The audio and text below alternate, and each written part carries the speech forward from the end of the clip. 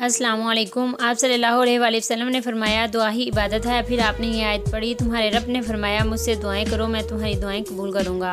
तो इसी तरह एक और दुआ के बारे में बहुत ही खुश करने वाली हदीस है। वैसे तो सभी हदीस से बहुत खुशी होती है, लेकिन वो पढ़कर बहुत ही ज़्यादा खुशी हुई और एक तरह से जिनकी दुआएं कबूल नहीं होती उनको तसल्ली भी हो जाती है कि हमें इससे भी अफजल इसका इनाम मिलने वाला है अगर हमारी ये वाली दुआ कबूल नहीं हो रही।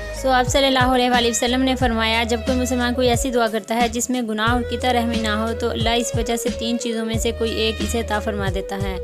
या तो इसकी दुआ फ़ौरन कबूल फरमा लेता है, यानी कि जो वो मांग रहा है अल्लाह ताला उसे अता कर देते हैं। और दूसरे नंबर पर क्या है, यहाँ उसे उसके लिए आखिरत में ज़हीरा कर लेता है, यानी कि अल्लाह ताला हमारी वो दुआ आखिरत के लिए सेव कर लेंगे और हमें उसका क्या अजर मिलने वाला है शायद हमें खुद भी नहीं अंदाज़ा, शायद हमारी सोच से भी ज़्यादा हमें उसका बदल मिलेगा। थर्ड नंबर पर क्या है, या फिर उसकी मिसल तकलीफ़ उससे दूर फरमा देता है। तो अगर हमारी कोई दुआ कबूल नहीं हो रही तो क्या होगा, हमारे उसके बदले में कोई ना कोई तकलीफ़ अल्लाह ताला दूर कर देंगे, यानी कि हमारी दुआ कभी भी रायगा नहीं जाएगी, या तो वो कबूल हो जाएगी और हमें पता चल जाएगा कि हमारी दुआ कबूल हो गई और हम खुश हो जाएंगे। और अगर ऐसा नहीं हो रहा तो फिर भी आप तसल्ली रखें और खुश हों, बल्कि वो आखिरत के लिए सेव हो जाएगी। और आखिरत के लिए कोई भी चीज़ सेव हो तो इससे अच्छी क्या बात हो सकती है, क्योंकि आखिरत में वो सेव हो जाएगी तो हमें इतना ज़्यादा उसका अजर मिलने वाला है ना, बहुत ज़्यादा। तो इसलिए ये भी फ़ायदा ही है अगर दुआ कबूल नहीं हो रही। तो तीसरे नंबर पर क्या है कि उसके मिसले यानी कि उस जैसी कोई तकलीफ़ अल्लाह ताला हमसे दूर कर देंगे। तो इसलिए आप कभी मायूस ना हो कि हमारी दुआ कबूल नहीं हो रही, बल्कि खुश हो जाएं कि अगर अल्लाह ताला वक्ती तौर पर हमारी ये दुआ कबूल नहीं कर रहे तो हमें इसका बहुत ज़्यादा अजर मिलने वाला है, या फिर अल्लाह ताला इसके बदले में कोई ना कोई तकलीफ़ हटाने वाले हैं। जब मैंने फ़र्स्ट टाइम ये हदीस पढ़ी तो मुझे पढ़कर इतनी खुशी हुई, बहुत ज़्यादा, क्योंकि मैंने बाज़ लोगों को ये कहते हुए सुना है कि हम तो इतनी दुआएँ करते हैं हमारी दुआएँ कबूल ही नहीं होती।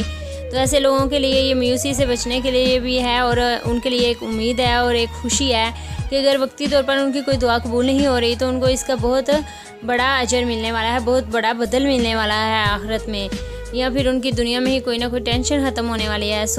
उनके लिए तो ये एक खुशकुन बात है। इसलिए कभी भी मायूस नहीं होना चाहिए, क्योंकि मायूसी कुफर भी है, अल्लाह ताला पे तवक्कुल रखना चाहिए। इसी बारे में एक और जगह आप सल्लल्लाहु अलैहि वसल्लम ने फरमाया जब तुम में से कोई दुआ करे तो यूँ ना कहे ऐ अल्लाह अगर तू चाहे तो मुझे बख्श दे, अगर तू चाहे तो मुझ पर रहम फरमा, अगर तू चाहे तो मुझे रिज़्क अता फरमा, बल्कि उसे चाहिए कि वो पूरे अज़्म के साथ दुआ करे, क्योंकि वो जैसे चाहे करता है, उसे कोई मजबूर करने वाला नहीं है। वाकई जब हम उससे मांग रहे हैं जो हर चीज़ पर कादर है, कुदरत रखता है, तो हमें ऐसे नहीं कहना चाहिए कि अगर तू चाहे, बल्कि अल्लाह ताला से ज़िद लगा कर मांगना चाहिए कि अल्लाह ताला हमें ये अता कर ही कर, क्योंकि अल्लाह ताला के लिए कुछ भी करना मुश्किल काम नहीं है। इसलिए आपकी दुआओं में जितना यकीन और जितनी किसी चीज़ को पाने की तलब और चाहत होगी ना, उतनी ही जल्दी आपकी दुआएं कबूल होंगी।